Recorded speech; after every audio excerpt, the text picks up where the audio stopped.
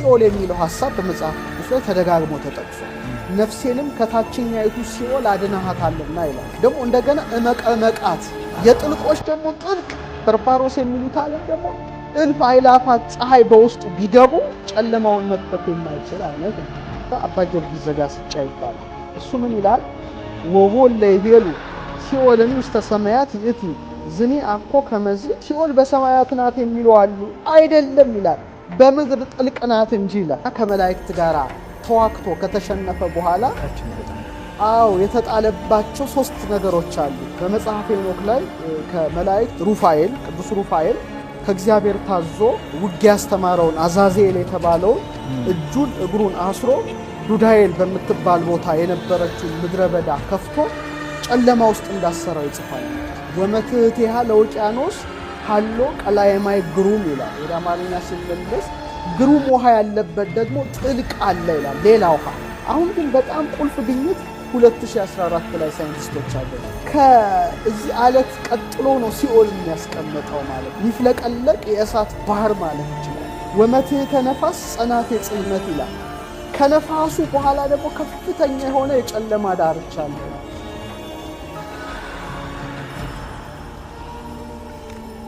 እንግዲህ አብዛኞቻችን የለመድነው መሬትን አስመልክቶ የሚነሱ ጭቅጭቆች አሉ።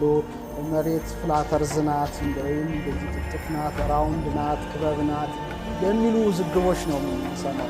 ነገር ግን በተለየ መልኩ ደግሞ መሬት ክፍት ናት፣ ውስጧ ሃሎ እርዝ ቲዮሪ ይሄ መሬት ባዶ ናትና በውስጧ ደግሞ በጣም ብዙ ነገር አለ የሚለው ሐሳብ ነው ጠንቀቅ አድርገን የምናየው ማለት ነው። እንደ ሳይንሱ ያው መሬት በሶስት ዋና ዋና ንብርብሮች ሽፋኖች የተመሰረተች ናት ነው። ክረስት ማንትል እና ኮር የምንለው ክረስት ማንትል የማዕከለኛው፣ ኮር ደግሞ የዋናው እንብርቱ ማለት ይቻላል። ኢነር ኮር አውተር ኮር ይላል። ቢያንስ እንግዲህ ከላይኛው ከገጿ ከክረስቷ ጀምሮ እስከ ኢነር ኮሯ ድረስ 6371 ኪሎ ሜትር ወይም 6,371,000 ሜትር አለ ብሎ ያው ሳይንስ ይደመድማል። አሁን እየሰማን ያለነው ነገር በጣም ትንሽ ከበድ ያለና ከፍ ያለ በመሆኑ መጽሐፍ ቅዱስ ስለዚህ ምን ይላል የሚለውን ነገር በተወሰነ መልኩ መዳሰስ ግድ ነው ብዬ አስባለሁ። በዚህ ላይ ሲኦል የሚለው ሐሳብ በመጽሐፍ ቅዱስ ላይ ተደጋግሞ ተጠቅሷል። ሲኦል ሲባል ከመሬት በታች ነው። እንደ ቅዱሱ መጽሐፍ ለምሳሌ ዳዊት በ76:13 ላይ ነፍሴንም ከታችኛይቱ ሲኦል አድነሃታልና ይላል። ከታችኛይቱ ነው የሚለው ሲኦል አድነሃታልና ካለ እንደ ቅዱሱ መጽሐፍ ሲኦል የሚባለው ዓለም ከምድር በታች እንዳለ ያስረዳል። አሁን በኢትዮጵያውያን ብዙ ተርሚኖሎጂ ተሰጥቷቸዋል እነዚህ ቃላት። ለምሳሌ ሲኦል ባል እንሰማለን አይደል? እንደገና ደግሞ ገሃነመ እሳት የእሳት ምድጃ አይነት ይጠቀሳል። እንደገና ደግሞ እንጦርጦስ እንጦርጦስ ትገባታለህ። እሱም አንድ ዓለም እና እመቅ ጥልቅ ማለት ነው። ደግሞ እንደገና እመቀመቃት የጥልቆች ደግሞ ጥልቅ እንደ እንጦርጦስ ማለት ነው። ወለታች እንዳሉ ምናገር መትሕት ታች፣ መትሕተ ታሕቲት የታች ታች ወይም ደግሞ እንደገና ምን ይሉታል? በርባሮስ የሚሉትም ዓለም አለ። በርባሮስ የሚሉት ዓለም ደግሞ እልፍ አእላፋት ፀሐይ በውስጡ ቢገቡ ጨለማውን መክፈፍ የማይችል አይነት ነው። ይህ ሁሉ ቃል ዝም ብሎ ሊጠቀስ ይችላል። ስለዚህ ሳይንሱንም እንደምናየው ሁሉ በተመሳሳይ መልኩ በአንጻሩ ይሄን ነገር ማየት ብንችል መልካም ይመስለኛል። ሌላው አንድ ትልቅ ሊቅ አለ፣ አባ ጊዮርጊስ ዘጋስጫ ይባላል። እሱ ምን ይላል? ወቦለ ይቤሉ ሲኦልን ውስተ ሰማያት ይእቲ ዝኒ አኮ ከመዝ ሲኦል በሰማያት ናት የሚሉ አሉ። አይደለም ይላል፣ በምድር ጥልቅ ናት እንጂ ይላል። መጽሐፈ ምስጢር ላይ ምዕራፍ 17 ቁጥር 40 ላይ ጥልቅ ናት ውስጥ ይላል። ስለዚህ ሰማይ ላይ ልትሆን አትችልም ነው። ምሳሌ ሰዎች ገቡ መሬት ተከፍቶ አጣቸው ይላል። እንደዚህ ከሆነ ታች ነው ሊሆን የሚችለው እንጂ በፍጹም ወደ ላይ ሊሆን አይችልም ወደሚል ምልከታ ሄዷል። በስነ ፍጥረት መጻሕፍት ላይ ደግሞ አብዛኞቹ በኢትዮጵያ የምናገኛቸው የብራና የስነ ፍጥረት ጽሑፎች ምሳሌ ሳጥናኤል አምላክ ነኝ ብሎ በተገዳደረና ከመላእክት ጋር ተዋክቶ ከተሸነፈ በኋላ የተጣለባቸው ሶስት ነገሮች አሉ።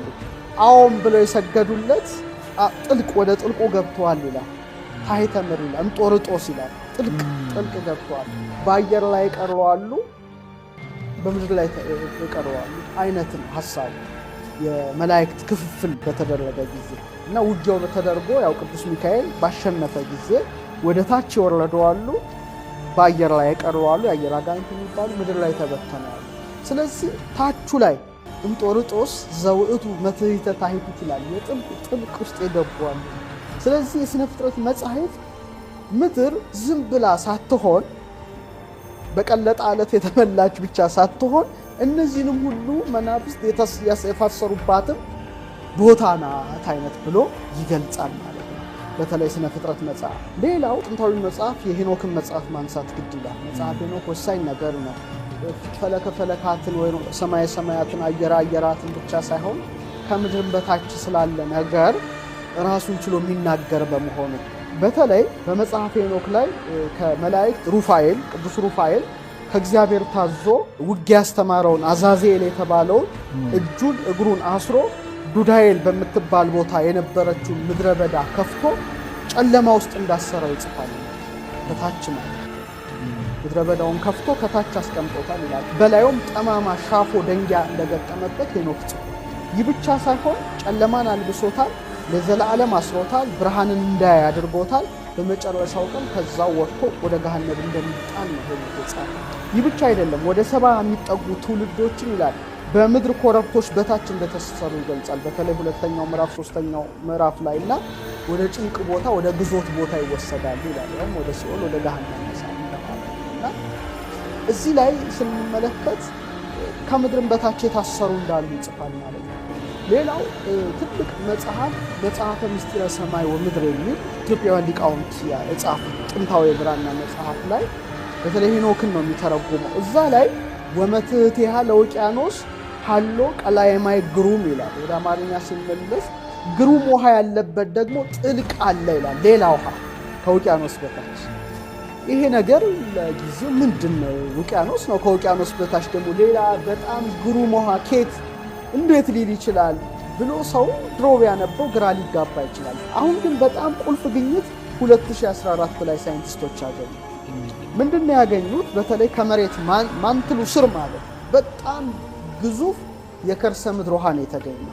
ከመሬት 660 እስከ 700 ኪሎ ሜትር ማለት ነው ወደ ታች 600 እስከ 700 ኪሎ ሜትር ኦልሞስት ከ410 እስከ 435 ማይልስ ርቀት ላይ ከምድር ማንትል ስር የተቆለፈ ግዙፍ ውሃ ነው ሳይንቲስቶች ያሉት። ማግኘት ብቻ አይደለም፣ ከሁሉም ውቅያኖሶች 3 እጥፍ የሚበልጡ።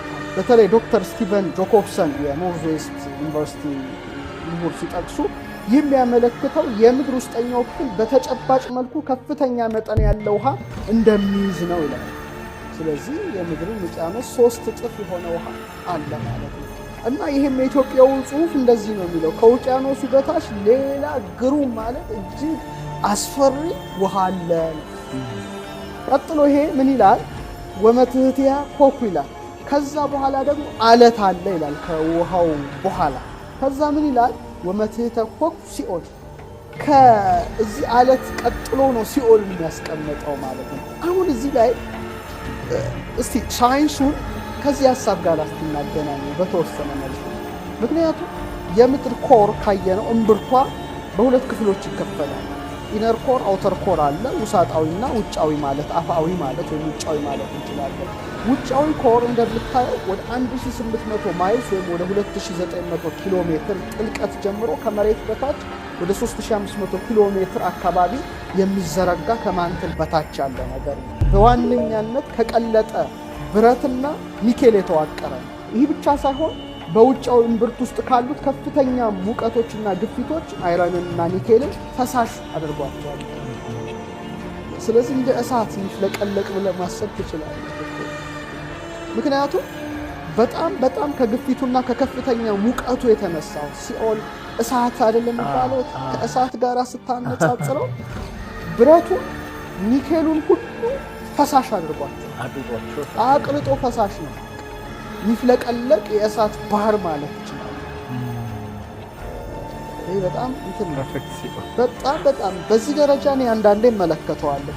ከዛ ግን የውስጥ ኮሩ ጋር ስትገባ፣ ውሳጣው እምብርቱ ጋር ስትገባ፣ የምድር እምብርት ላይ ወደ 3500 ኪሎ ሜትር ጥልቀት ጀምሮ በመሬት መሃል ውስጥ ነው የሚገኘው። በዋነኝነት በጠንካራ ብረትና ኒኬል የተዋቀረ ነው። ከፍተኛ ሙቀት ቢኖርም ውስጣዊ እምብርት ግን በከፍተኛ ግፊት ምክንያት ጠንካራ ነው። እዛ ጠንካራ ሶሊድ ነው። ያ ሊኩዊድ ነው፣ ይሄ ሶሊድ ነው ውስጡ ደግሞ። ስለዚህ አንዳንድ የሲኦል ሀሳቦችን በተለያዩ የጸሎት መጻሕፍት ላይ ስትመለከት ወቀጥቀጠ መናፍቅተ ዘሐፂን የብረቱን መዝጊያ ቀጠቀጠ። ይህም በተመሳሳይ መልኩ እኮ ኮሩን ብትመለከተው ጠንካራ ብረት ነው፣ ኒኬል ነው፣ ሶሊድ ነው። ያው ደግሞ ከፍ ብለህ ስታይ ደግሞ ይህ ቀልጦ እንደ በጣም ከፍተኛ ሙቀት ነው እንደምናየው ማለት ነው። በጣም ይፍለቀለቅ እኮ ነው፣ ሊኩዊድ ነው። ታች ደግሞ ስትገባ ጠንካራ ብረት ሆኖ ታየዋለህ። እና ይሄ መጽሐፍ እንግዲህ ከአለቱ በታች ሲኦል ነው የሚለው ነገር ምናልባት ማየት ይቻላል። ከዛ በኋላ ወመትሕተ ሲኦል ነፋስ ይላል። ከሲኦል በታች ደግሞ በጣም ኃይለኛ ነፋስ አለ። ወመትሕተ ነፋስ ጸናፌ ጽልመት ይላል። ከነፋሱ በኋላ ደግሞ ከፍተኛ የሆነ የጨለማ ዳርቻ አለ። እንዲህ እያለ ነው የሚወርደው ማለት ነው። ከዛ በኋላ ምን ብሎ ጽፏል መሰለ? ወእምድኅረዝ ምን ታሎ ለሊሁ የአምር ህቡአቲሁ። ከዛ በኋላ ግን ምን እንዳለ የሚታወቅ ነገር አይደለም ብሎ መጽሐፈ ምስጢረ ሰማይ ወምድር ይሄንን ያስቀምጣል። ይሄን ሁሉ ማየት ያስፈልጋል ነው ቅዱስ መጽሐፍ